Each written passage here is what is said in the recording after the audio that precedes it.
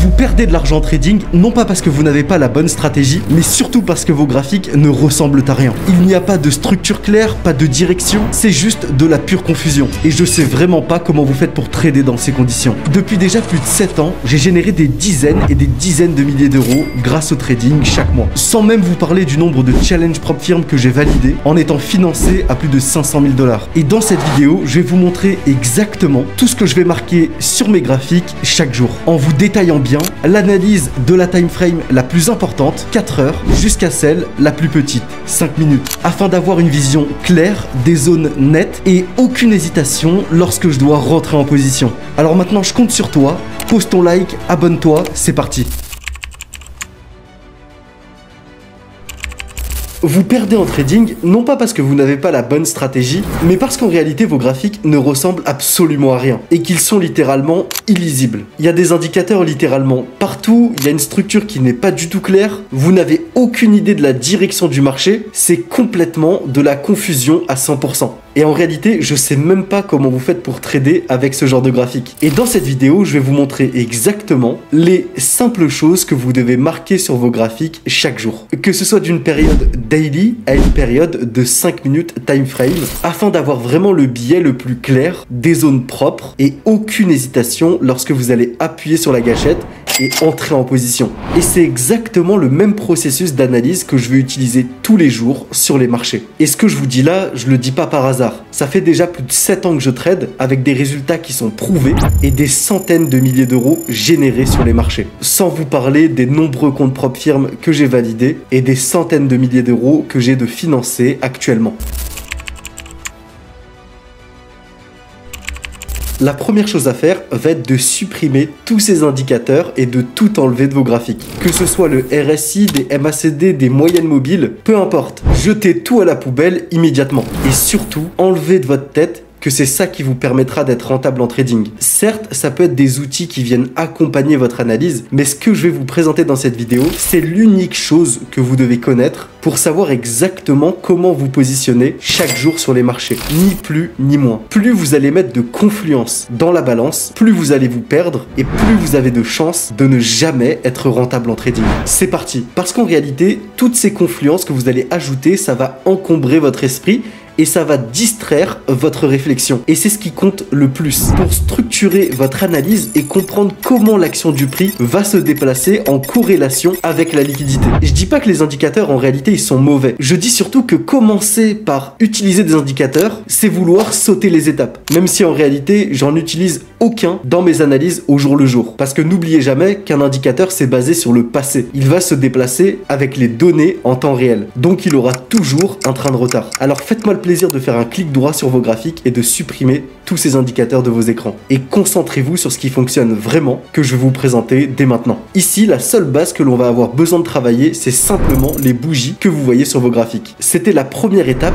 de cette vidéo. La deuxième étape, ça va être de marquer tout simplement des niveaux de liquidité en différentes time frames. Moi, j'utilise simplement la time frame de 4 heures, celle de 15 minutes ou de 30 minutes, puis celle de 5 minutes. Et en réalité, plus la time frame est importante, plus vous allez pouvoir analyser la structure de fond du marché. Et c'est ça qui va vous permettre réellement de construire votre analyse basée sur le biais de comment se déplace le prix. Maintenant, en 4 heures time frame, la première chose que je vais faire, c'est identifier ce qui s'est passé dans ce mouvement. Ici, vous le voyez, on a récupéré un ancien point haut, donc on a créé un breakout structure haussier en 4 heures time frame. Le point bas qui a conduit à faire cette cassure devient notre swing low. Ici, en fait, basiquement, vous allez marquer tous les niveaux importants que vous voyez en 4 heures time frame. Pourquoi on sélectionne ce swing low? Parce que c'est celui-ci qui a permis d'envoyer cette impulsion haussière, créant ce breakout structure haussier. Ici, on va aussi venir marquer notre dernier swing high, c'est-à-dire le point le plus haut qui n'a toujours pas été récupéré en 4 heures time frame. Et ici, puisque vous êtes déjà en haut time frame, vous n'allez pas retourner encore en arrière dans le passé pour regarder comment la structure se définit. On va simplement avoir besoin de regarder le dernier mouvement, puisque nous, ce qu'on fait, c'est de l'intraday. Donc, ce qui nous intéresse, c'est les derniers points d'intérêt qui ont été laissés sur le marché. Et maintenant, on va trouver nos zones d'intérêt, c'est-à-dire nos zones d'offre et nos zones de demand, supply, demand. On va les tracer avec des cases rectangulaires, toutes celles qui ont été mitigate, récupérées, ou toutes celles qui ne l'ont pas encore été. Et on va toujours chercher à obtenir les zones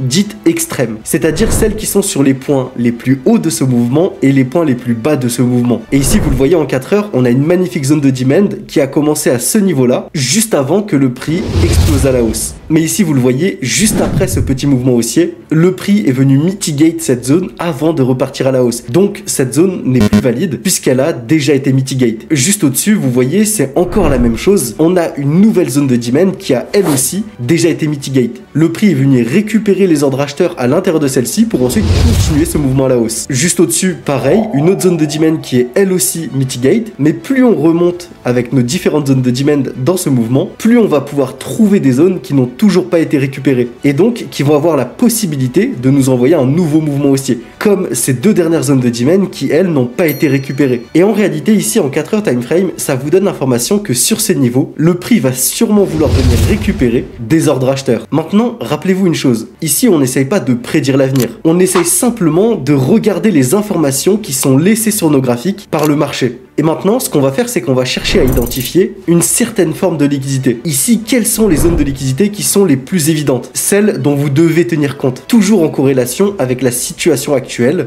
du marché. Ici, vous le voyez, on a ce qu'on appelle des swing lows, voire même des equal lows. C'est des niveaux sous lesquels énormément de stop loss sont positionnés. Et c'est des niveaux de liquidité que le marché va vouloir venir récupérer. Parce que vous le savez, le marché cherche toujours à récupérer ces différentes poches de liquidité pour combler les déséquilibres et obtenir de la contrepartie pour permettre à des acheteurs ou à des vendeurs de venir se positionner. Et donc forcément, ces niveaux attirent la smart money qui va chercher à manipuler le prix pour récupérer ces niveaux afin d'ensuite partir dans l'autre sens. Et c'est exactement ce qui s'est passé sur ce balayage de liquidity qu'on appelle aussi sweep of liquidity, où on est venu récupérer tous ces anciens points bas avant de repartir à la hausse, permettant à la smart money d'avoir assez de contrepartie pour, elle, rentrer en position. Maintenant qu'on a notre zone sur laquelle on va chercher des réactions du prix et qu'on a analysé tous nos niveaux en 4 heures time frame, vous avez déjà sous vos yeux un graphique qui est très propre et bien découpé. Et surtout, vous avez une compréhension claire de ce qui se passe sous vos yeux. Ici, vous le voyez par exemple, dans ce mouvement, la tendance de fond est haussière. Une fois que vous avez compris ça, et en réalité ici, on ne parle pas de toujours trader dans le sens de la tendance de fond, mais surtout d'avoir une compréhension et une connaissance de cette tendance de fond. Parce qu'ensuite, vous allez pouvoir descendre en time frame en ayant une vision beaucoup plus claire de ce qui se passe et de comment se déplace le prix en 4 heures time frame.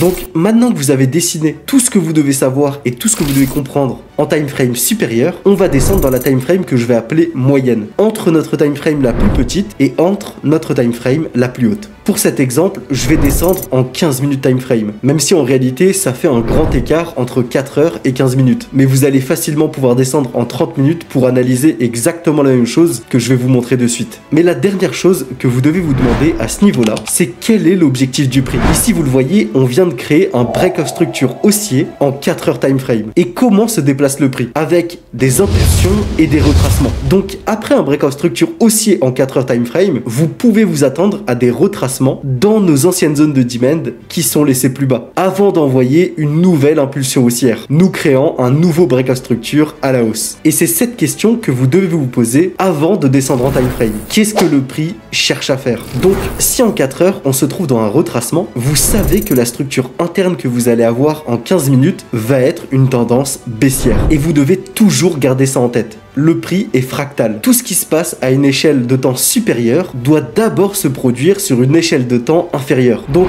si on se retrouve dès maintenant en 15 minutes time frame, regardez comment est-ce que la structure réagit. Après avoir créé ce break of structure à la hausse, on a cassé cette structure haussière avec un change of character ou un market structure shift, nous faisant passer dans une structure baissière avec des points hauts de plus en plus bas et des points bas de plus en plus bas. À ce moment-là, en tant que day trader, en faisant de l'intraday, c'est-à-dire en prenant des positions qui durent quelques heures et qui se clôturent dans la journée, même si en time frame supérieur la tendance est haussière, nous ce qu'on va chercher à faire c'est trader avec le flux dans la structure interne. Donc dans ce cas précis, on va chercher à suivre le mouvement et chercher à se positionner à la baisse et potentiellement par la suite reprendre des achats au moment où le prix va se retourner. On va simplement suivre la liquidité et dans ce cas précis, en 15 minutes, on va effectuer exactement la même chose que ce qu'on a fait en 4 heures time frame en gardant en tête qu'ici on va chercher des niveaux de vente. pour toujours être raccord avec la structure interne de liquidité. Et ici, vous le voyez, les derniers niveaux qu'on est venu casser sont des anciens points bas. Et c'est ce qu'on appelle des break-off structures baissiers. On crée des points bas de plus en plus bas. Donc la structure interne est bien baissière. Jusqu'à ce qu'à un moment, on obtienne un market structure shift, qu'un ancien point haut vienne à être cassé et que l'on crée donc un changement de tendance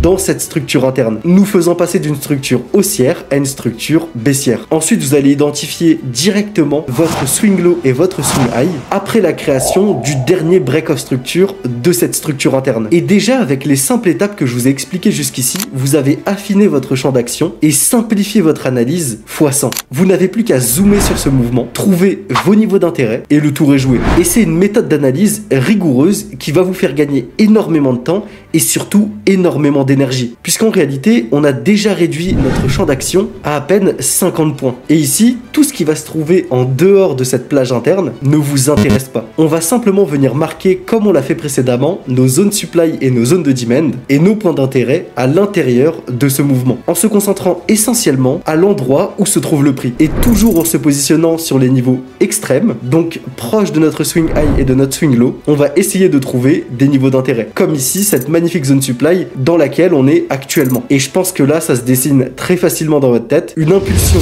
baissière me paraît très logique. Nous créant un nouveau break-off structure baissier et venant en même temps récupérer notre swing low et surtout notre zone de demand en H4 qui se trouve plus bas, dans lequel on le sait, il y a énormément d'ordres acheteurs à venir récupérer. En plus de ça, on peut utiliser l'outil retracement Fibonacci du point haut au point bas de ce mouvement et déterminer qu'on est bien dans la zone discount au-dessus des 50% de ce mouvement. Donc c'est un endroit propice pour chercher des ventes. On va marquer aussi notre liquidité interne à ce mouvement et ici vous le voyez, à l'intérieur de cette structure, on a pas mal de niveaux de liquidité qui viennent d'être récupérés. Donc on a une information supplémentaire comme quoi le prix vient de manipuler pas mal de stop loss à ce niveau et potentiellement donnant place à une contrepartie nécessaire pour que la smart money puisse rentrer et envoyer une nouvelle impulsion baissière dans cette zone supply en 15 minutes. Donc une zone que la smart money a déjà jugé au préalable comme un niveau sur lequel il était intéressant de vendre le prix. Et pourquoi je ne vais pas me positionner à la base de ce mouvement haussier en 15 minutes? Parce que cette structure interne est baissière. Donc vous éliminez d'office cette zone de demand à la base de ce mouvement. Et c'est ce type d'analyse en fractionnant les time frames qui est super importante. Je sais pas si vous vous rendez compte la simplicité avec laquelle je vous explique ça et j'espère la simplicité à laquelle vous comprenez ce que je viens de vous expliquer. Parce que vous avez déjà fait une grande partie du travail. Juste après, la dernière partie va être d'entrer en position dans cette zone supply en 5 minutes time frame. Et c'est ce qu'on va aller voir tout de suite et restez bien dans la dernière partie de cette vidéo où je vais vous montrer des exemples concrets de positions que j'ai pris sur le marché avec tous mes étudiants pour que vous compreniez bien comment cette analyse fonctionne. Et ici, typiquement, il y a une erreur que énormément de traders font en cherchant à se positionner n'importe où à l'intérieur de ce mouvement. Vous devez absolument comprendre que les niveaux de liquidité doivent être récupérés par la smart money pour qu'elle puisse rentrer en position. Et donc que les 3/4 du temps, les meilleurs niveaux d'intérêt pour vous vont se trouver sur les niveaux extrêmes, c'est-à-dire les points les plus hauts d'un mouvement et les points les plus bas de ce même mouvement. Puisque c'est des niveaux qui ont été créés par la smart money, puisqu'à la base, ils ont jugé que ce niveau était intéressant, soit à acheter, soit à vendre. Et donc les probabilités sont de votre côté pour que ce niveau soit une deuxième fois jugé intéressant. Un exemple très clair, si demain j'achète une baguette de pain à 10 centimes et que je me dis que c'est un prix intéressant pour l'acheter. Puis ensuite, pendant une semaine, le prix de cette baguette ne fait que d'augmenter. Et une semaine après, il revient à 10 centimes. À ce moment-là, qu'est-ce que vous allez vous dire? Que le prix est une nouvelle fois attractif et donc que vous allez en racheter. Et peut-être même plus, puisque c'est une nouvelle opportunité d'acheter cette baguette à un prix que vous avez jugé opportun. Juste avant de passer à l'étape la plus importante de la vidéo, c'est-à-dire la prise de position où on va descendre en 5 minutes time frame afin d'avoir le niveau d'entrée le plus précis. Sachez qu'il y a déjà plus de 3 ans, j'ai créé un groupe communautaire dans lequel il y a déjà plus de 27 000 traders où je vous partage au quotidien toutes mes stratégies, mes analyses et mes prises de position en totale transparence. Et en plus de ça, je trade avec vous en direct plus de 3 à 4 fois par semaine. Et ça totalement gratuitement, je vous ai mis le lien dans la description. Maintenant, dernière étape, on descend directement en 5 minutes time frame. Et dans cette time frame, ce que vous allez chercher à faire, c'est à rentrer en position. Lorsque vous êtes débutant, je vais vraiment vous conseiller de rentrer en position de manière simple en utilisant seulement la time frame de 5 minutes ou alors de 3 minutes. Parce qu'en réalité, vous pouvez vous dire que la time frame de 1 minute est plus précise, mais elle vous donne aussi énormément de fausses informations et peuvent vraiment venir biaiser vos résultats.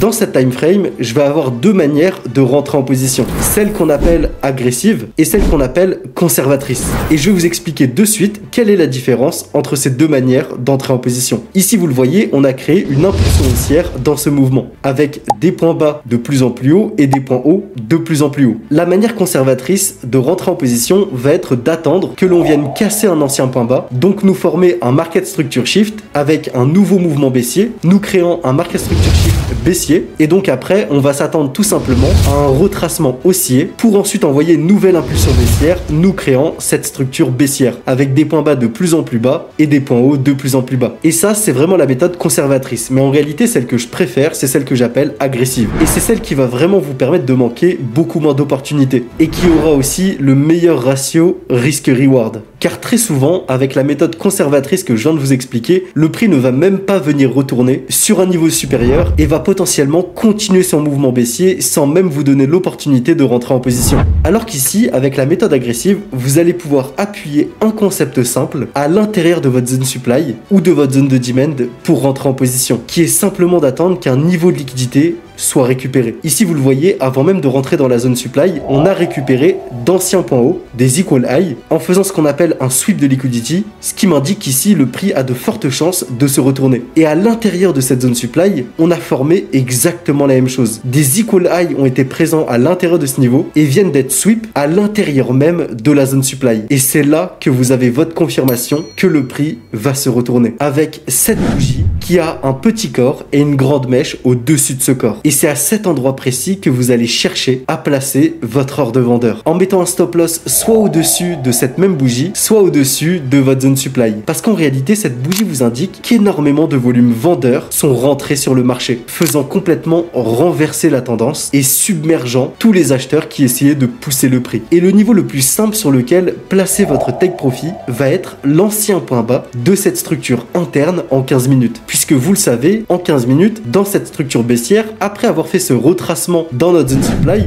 le prix va chercher à créer une nouvelle impulsion baissière afin d'aller récupérer l'ancien point bas, nous créant un break of structure baissier. Maintenant, laissons se dérouler le prix pour voir si notre TP est touché. Et regardez simplement la réaction du prix qui vient chercher notre take profit en très peu de temps. Et ici, vous avez capturé une position avec un excellent ratio risque et reward. Mais laissez-moi vous montrer des exemples concrets que j'ai pris sur les marchés et qui ont été analysés au préalable et partagés à tous les membres de ma communauté. Parce qu'en réalité, il n'y a rien de plus parlant que de vous montrer des exemples concrets.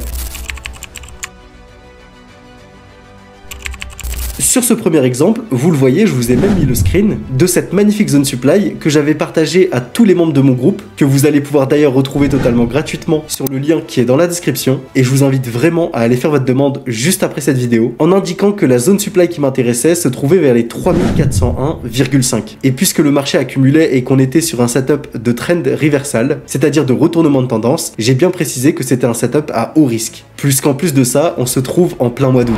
Ensuite, une fois que le niveau a été récupéré, vous le voyez, je vous ai mis sur ma droite l'exacte position que j'ai partagée à tous mes membres. Et regardez simplement comment le marché s'est déplacé en allant chercher approximativement 9 de ratio risque et reward sur cette position. Et vous vous demandez peut-être pourquoi 9 de ratio risque et reward et pas l'ancien point bas. Parce qu'en réalité, on avait une zone de demand avec énormément de volume sur ce niveau et un ancien swing low à récupérer. Et comme sur le mois d'août, on a moins de volatilité et que le marché était en train d'accumuler, j'ai priorisé de prendre mes profits à environ 8-9 de ratio risque et reward, ce qui est déjà une position exceptionnelle. Mais notez surtout la précision de cette analyse. Et quand je vous dis que la stratégie des supply demand et ma stratégie personnelle SDO, supply demand order flow, est littéralement la meilleure des stratégies avec le plus de précision qui existe sur le marché, je vous le prouve chaque jour avec mes analyses et mes positions que je vous partage au quotidien. J'espère que vous avez apprécié cette vidéo et si c'est le cas, que vous avez bien pensé à poser votre like parce que ça me donne de la force. Et je vous l'ai déjà dit, mais tous ceux qui veulent réellement passer au niveau supérieur dans dans leur trading. Sachez que vous allez pouvoir retrouver tout mon savoir et mes connaissances et aussi mes compétences avec mes prises de position au quotidien directement sur le lien qui est dans la description. Il y a déjà des milliers de membres et des centaines qui sont devenus financés en propre firme grâce à mes stratégies et qui ont fait d'excellents profits en fonds propres. Alors je vous invite vraiment à passer le pas et je vous attends directement sur le lien qui est dans la description et à la semaine prochaine pour une nouvelle vidéo.